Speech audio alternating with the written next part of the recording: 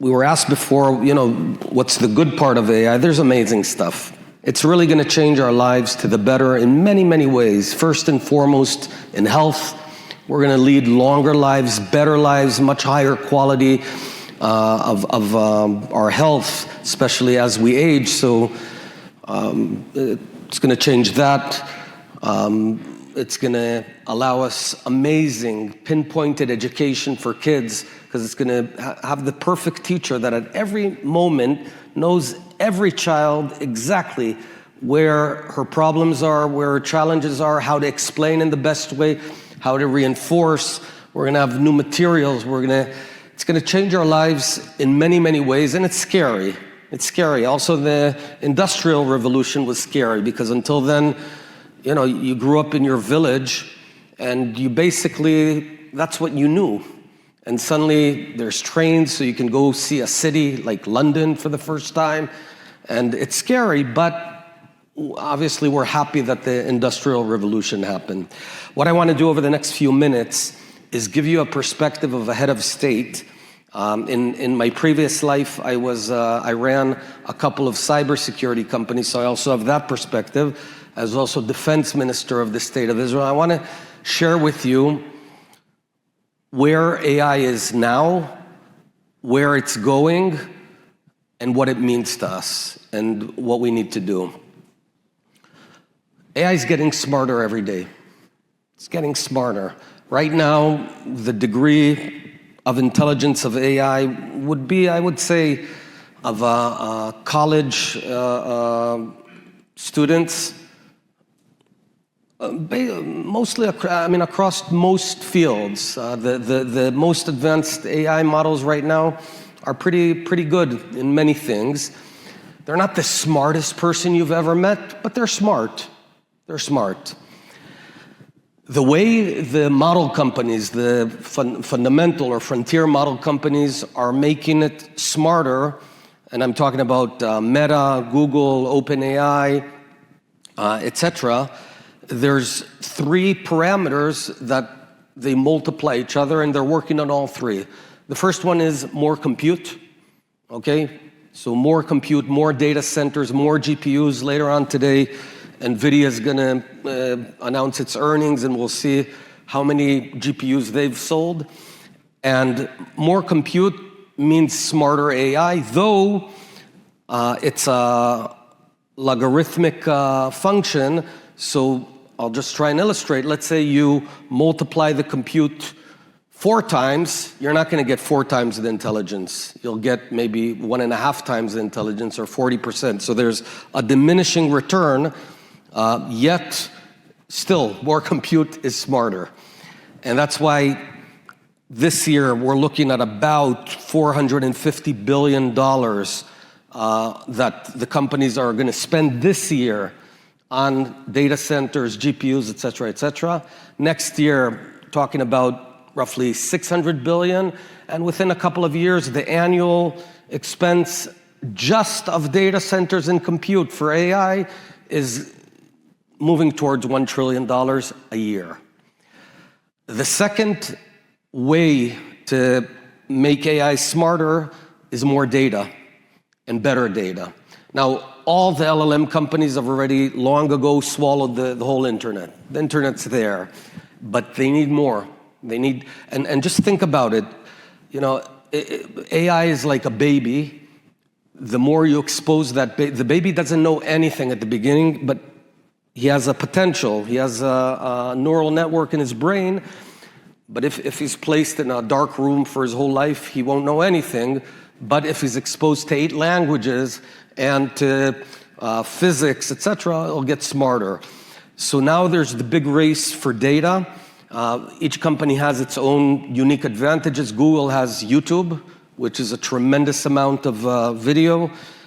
Meta has WhatsApp and Facebook. Tesla has the cars, the cameras on the cars that can see that a tree shakes when there's wind. That's data. Grok has Twitter. So everyone has their own, and there's a big race for data. That also increases the intelligence of the models. Then the third multiplier is algorithms, smarter methodology, breakthroughs, and that's usually not a linear function, but it's a step function. Suddenly you have a breakthrough. Like one of the big breakthroughs over the past several months has been, until then there was the teaching the model, which is several months in the data centers, and then there's inference, when you ask the model a question.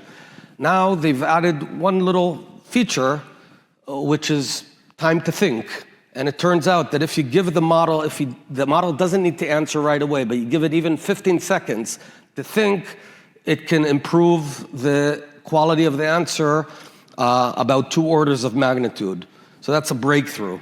Okay, DeepSeek had a bunch of breakthroughs. There's going to be more and more breakthroughs. So basically, it's A times B times C. More compute, more data, more breakthroughs, algorithmic breakthroughs. Based on the current trajectory and the expenses that are planned, we're looking at reaching AGI, and let's just define the AGI. AGI is when the model is as smart as the smartest people in the world. Let's call it, the 1,000 smartest people in the world, but on all topics or most topics of life. So on everything, it's as smart as the smartest 1,000 people. Really, really smart. General consensus, well, there's a big debate. It can take 20 years, but there's a sense that based on the current trajectories, it'll take about a year or two. So we're looking at roughly 27, give or take. By the way, just like we know in Moore's law, that every 18 months for many, many years, the size of the semiconductors, etc., and the chips and speed and strength doubled.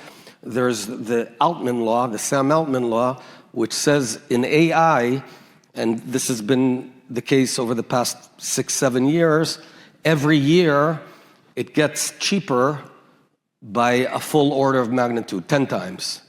So just if we run the numbers, in Moore's law, it would take about 7 years to increase it in 1 order of magnitude 10 times. And here in 7 years, we're talking about 7 years, that's 332, yeah, that's 100 million times stronger in 7 years. So the pace is crazy. Now, once we reach, and we're getting there, very advanced programming capabilities of AI and thought abilities in algorithms, the first users of these AGI, really smart agents is going to be the LLM companies themselves, the model companies themselves. They're going to be the first. So right now, let's say Tesla might have 200 amazing algorithm engineers for AI, and Meta might have 500 of them, and Google might have 1,000.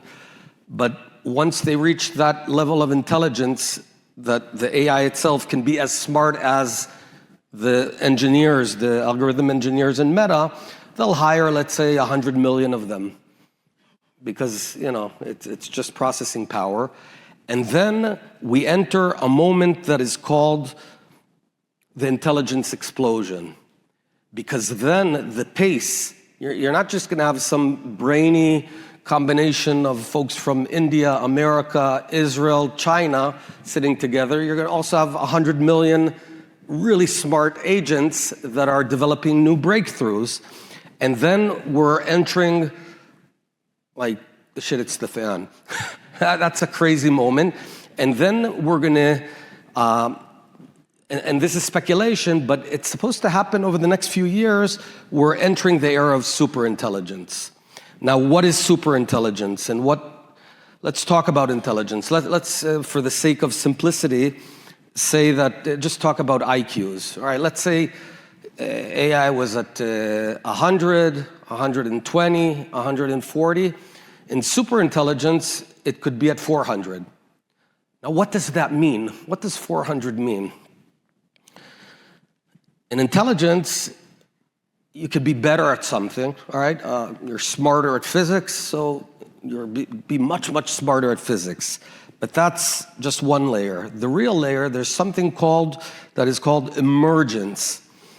As you become more intelligent, let's say you're a baby, a 1-year-old baby, there are whole dimensions of thought that you don't grasp and you cannot grasp. For example, irony. A 1-year-old kid doesn't understand irony or algebra. Now, even if you sit down with that boy for 12 hours and you really, really try and explain algebra, he won't get it. He won't get it. He doesn't have the capacity at that intelligence level to grasp. So as you grow up and as your intelligence grows from 70, 80, 90, 100, 110, 100, once in a while, new dimensions of thought emerge. Ones that you didn't know that exist, and even if someone tried to explain, you wouldn't know. So there's no reason to assume that emergence will stop. As AI gets smarter, 150, 180, 200, 230, 250, new bubbles of thought, dimensions of thinking will emerge. Problem is, there are going to be dimensions that we won't understand. And even if it tries to explain to us, we won't understand. It's sort of like trying to explain what the color red means to a blind person. You can try for hours, they won't understand because they just won't. And then we'll have superintelligence versus us will be similar to us versus a 2-year-old child. All right? That's where, now, what are the big challenges?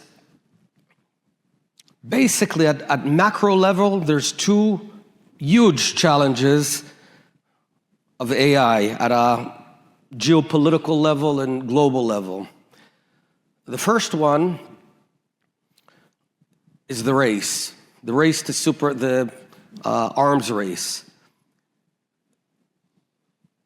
A nation that achieves superintelligence first will be able to neutralize all other nations before they achieve it. And we can't begin to imagine how they would go about it. We just don't know, but it could be swarms of mosquito-sized drones. It could be, let's say there's a bad actor that wants to hit America, so it says, let's develop a biovirus that will only hit Caucasians that, have this certain characteristics or whatever. I can't even imagine, but it'll fairly easily be able to do it in 20 different ways, manipulation, et cetera, et cetera. So there's a race. There's a race between, primarily right now, America and China. The second problem, and I think this is the most fundamental, uncracked problem of AI, it's alignment. And alignment, in simple terms, means that AI will serve our needs, human beings' needs, and not go and do its thing. And like the simplest example is let's say I get an AI robot, one of those Optimuses of Tesla, and I tell it, I want my home to always be clean. So the best way for him to do it is to clean my home and kill me. Then for sure it'll stay clean. All right? That's misalignment. Hopefully it won't do that. But here's the thing. We are seeking that an inferior group in terms of intelligence, meaning us, humans, will be able to control on an ongoing basis 5 years into the future, 10 years, 20 years, intelligence that is way more superior than us. And we actually think that that's going to work. So you have 1-year-olds who are building a system, and they expect 30-year-olds to adhere to that system. And in human history, in the history of the world, there's no precedent whatsoever, ever, of inferior intelligence controlling superior intelligence for a long time. Okay? Neanderthals and Homo sapiens were smarter and wiped them out. Cortez came to Mexico with 600 fighters with superior technology, superior strategy, and wiped out 500,000 Aztecs. Because if you're way, way, way smarter, you'll figure it out. So that particular problem has not been solved yet, the problem of alignment. And here's the challenge. Until recently, the best way to deal with alignment is to do it slowly, to do everything really slowly. And that was sort of the initial mission of OpenAI.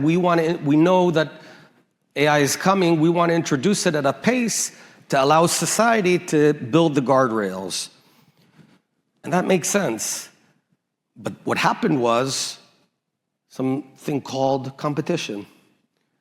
And there's a bunch of other companies and other nations, i.e. China with DeepSeek, who we thought they were 2 years behind, 5 years behind, but they're 5 minutes behind. So it's as if you're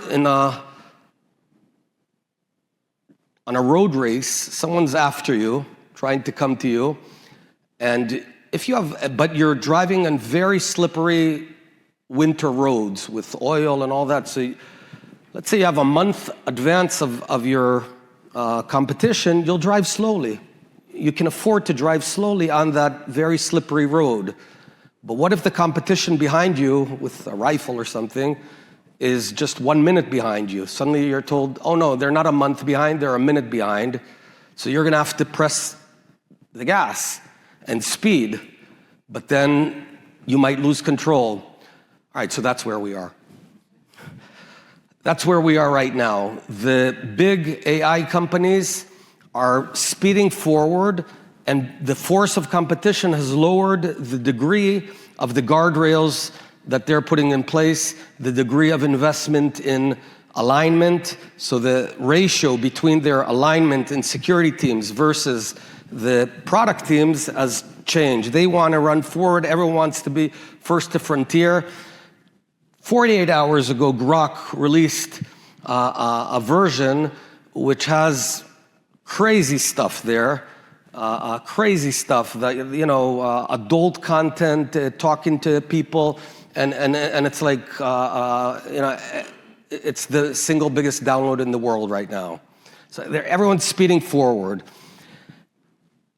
And that's why the biggest challenge is someone has to take care of the security gaps that this race creates. And you walk through all the details. There's so many, but that's a full-time job for all of us to take care of the gaps while they race forward.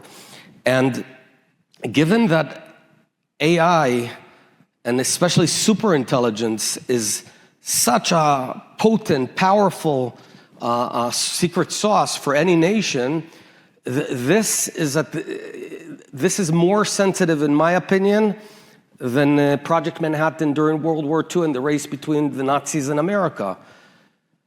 But you all saw the movie Oppenheimer, I assume, or most of you. So remember, there was all this secrecy and no one knew. Pretty remarkable feat of only the United States could pull it off. So now, this super, potentially lethal weapon that's being developed, it's being developed by 23-year-old guys with acne eating pizzas into the night in Palo Alto, who's securing it? Who's on it? Who's responsible that China doesn't go in and just steal all the weights of the models? If you steal all the weights of a model, you've got the model.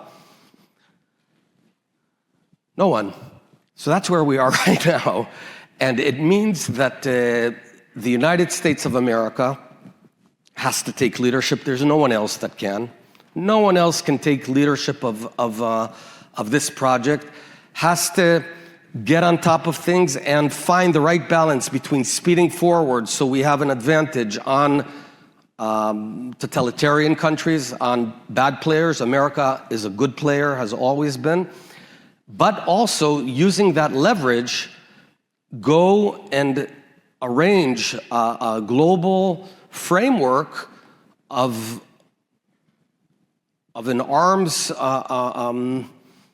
race framework that can ensure that we're not killing ourselves in the middle. Now, what does it mean for every one of us? What I would do if I were in any organization, I would do two things. First, I would dive into AI. I would get put my foot in the water, because you have to have that friction.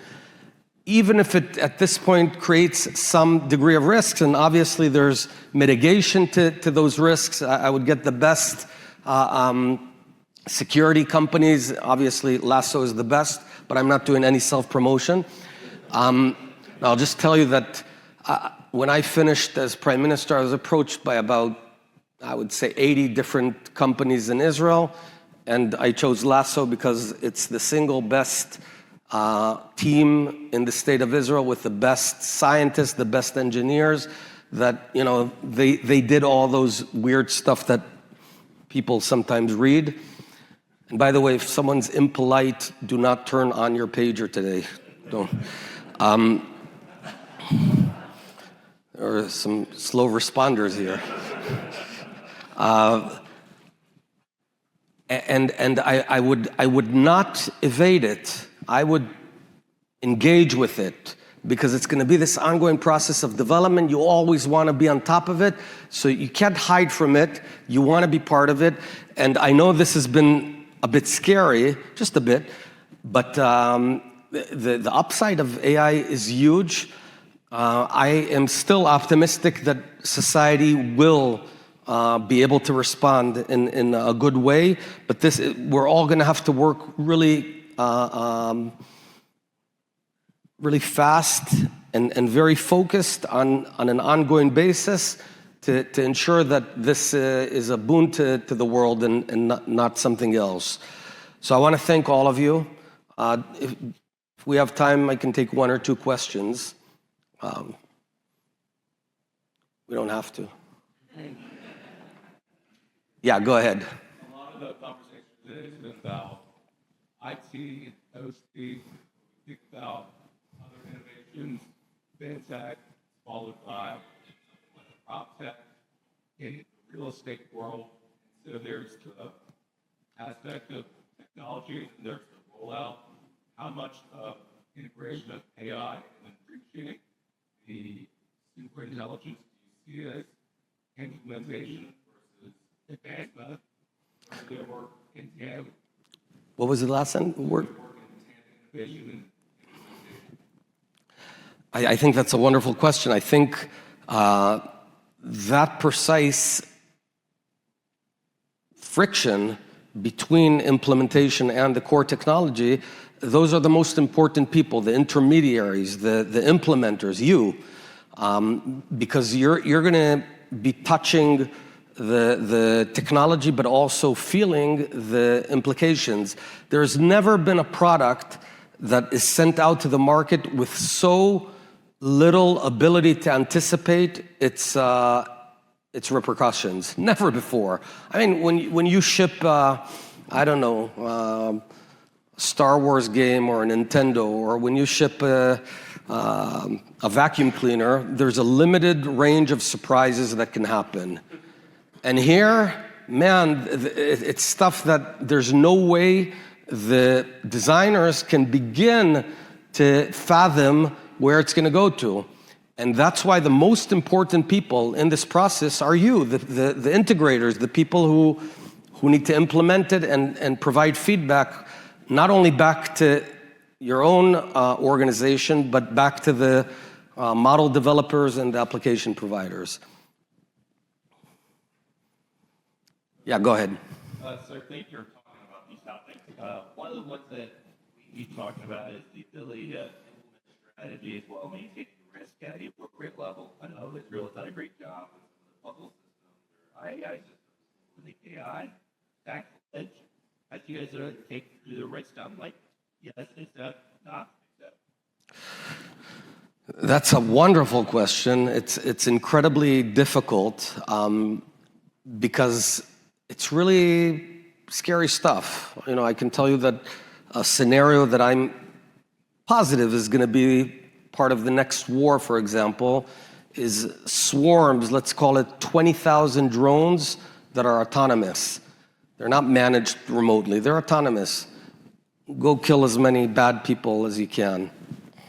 And you send them in and they're on their own. There's no way to block them because there's no communications that you can block. So if we don't engage in developing this, someone else will. So that's why the biggest risk in AI is to not act.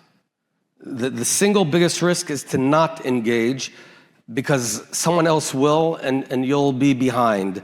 Having said that, we do walk through endless simulations, scenarios. That's part of what we do in the company. It's this ongoing, I mean, basically our approach in the company is we want the customers to be able to run forward on AI and we'll take care of the rest. We'll take care of the security. So you don't have a headache.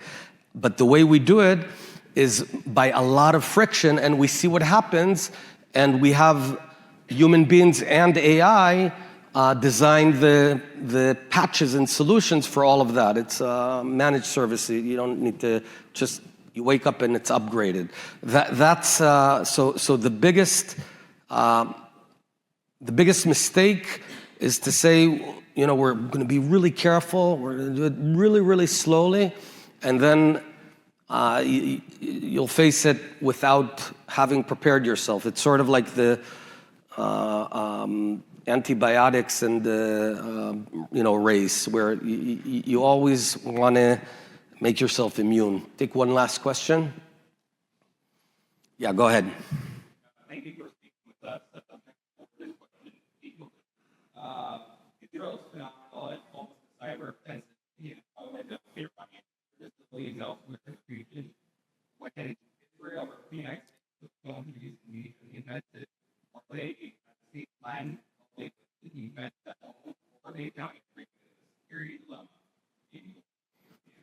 It's I'll just repeat the question. When United States or Israel engage in offensive action, what is the defensive part of it? First of all, I'll tell you that historically, it's not okay, but it's just a fact. In many, many cases, offense and defense were divorced. They almost didn't know each other. What we did in Israel about 7 years ago, we created a round table where all the offensive people sit down with the defensive people. The defense was always like less sexy, and but we get them sitting together, and that made a huge change. And I know that we do this also together with the United States of America. Without going into too much detail, I would be incredibly hesitant to release something that we can lose control of. It's, the scenarios I talked about. Think of Stuxnet AI, Stux AI, where we're sending it not with a very rigid, specific mission. Say you go and make a mess there. Remember the keep my home clean scenario? That's a simpler one. If you say go make a mess there, all hell can break loose. And so we got to be very cautious about this. The problem is that there's bad players on the other side. So you can't, you have to balance that all the time. That's why I think as a strategic move, we need to be way, way more advanced, and then we can come to the semi-bad actors with muscles and say, look, we're way ahead of you. Now let's sit down and reach a framework that we all put this under control, and we have to not be tempted to use this stuff because it's tempting, but it's very dangerous. Having said all of this, I do want to ground us. I think AI is an amazing thing. It's going to change our lives very soon to the better in many ways. In other ways, not to the better. We have to take care. We have a sacred mission to ensure that the introduction of this technology that's happening, whether we want it or not. I was told once that a problem that has no solution is a situation. It's not a problem. It's a fact. So it's a fact. AI is coming, whether we want it or not. So we are all the people who are to introduce this to the world, to society, in a way that will make our lives better and secure. Thank you very much.